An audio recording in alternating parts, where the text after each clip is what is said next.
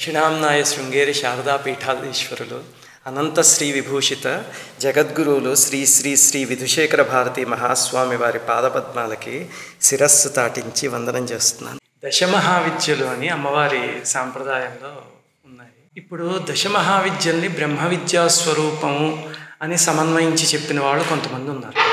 అందులో చిన్నమస్తా లాంటి స్వరూపాలను చూసి అమ్మ ఇవి ఆటవిక విద్యలు, వీటి జోలికి వెళ్ళకూడదు అని భయపడేవాళ్ళు కొంతమంది ఉన్నారు.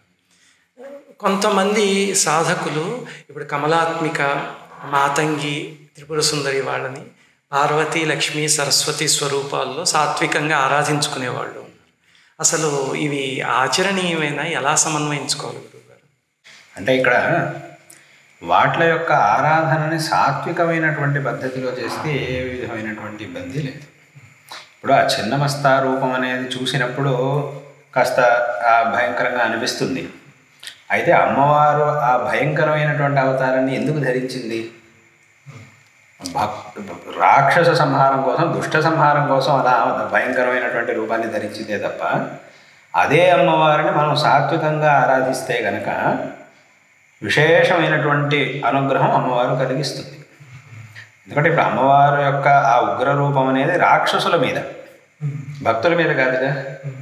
కాబట్టి అటువంటి ఆ రాక్షసమైనటువంటి స్వరూపం మనకు కనబడినా కూడా చూడడానికి భయంకరమైనటువంటి అంటే ఆ భయంకరమైనటువంటి, నేను రాక్షసం అంటే భయంకరం, ఆ భయంకరమైనటువంటి స్వరూపం మనకు కనబడినా కూడా దాని యొక్క వెనక ఉండేటటువంటి అమ్మవారి యొక్క ఆ హృదయం, వాత్సల్యం, అది భక్తుల మీద అది ఉంటూనే ఉంటుంది. ఇప్పుడు కాళికా అమ్మవారు ఉపాసన చేసేది ఉంది. కాళికా అమ్మవారి ఉపాసన కూడా సాత్వికమైనటువంటి పద్ధతిలో అమ్మవారి యొక్క ఉపాసన చేయడం అనేది ఉండనే ఉంది. అమ్మవారి యొక్క అనుగ్రహం, కాళికా అమ్మవారి అనుగ్రహం అదంతా కూడా పొంది దాన్నంతా ఉపాసన చేయడం అనంతా ఉండనే ఉంది, అదంతా ఉంది. కాబట్టి ఆ సాత్వికమైనటువంటి పద్ధతిలో అమ్మవారి యొక్క అనుగ్రహాన్ని పొంది ఇప్పుడు కాళికా అమ్మవారు, కాళిదాసు మహాకవి వాళ్ళంతా చేసినటువంటి ఆ కాళికా అమ్మవారి ఉపాసన, ఆయన మహాకవి కాళిదాసు అమ్మవారి యొక్క ఉపాసన చేసి ఈ కాళిదాసు అనేటటువంటి ఆ పేరుని పొంది అమ్మవారి అనుగ్రహంతో ఎంత అద్భుతమైనటువంటి కావ్యాలను రాశాడు. ఇప్పుడు మొట్టమొదటి కావ్యాల్లో సంస్కృత కావ్యం అంటేనే ముందు మనం చెప్పేది కాళిదాసు కావ్యం. కాబట్టి ఆయన ఎంత అద్భుతమైనటువంటి కావ్యాలను రచించాడు. కాబట్టి అక్కడ ఏమిటంటే ఆ ఉపాసన చేసేటటువంటి పద్ధతిలో అదంతా ఉంటుంది, చేసే విధానంలో అదంతా ఉంటుంది. సాత్వికమైనటువంటి విద్య రూపంలో వాటన్నింటినీ కూడా ఉపాసన చేయొచ్చు.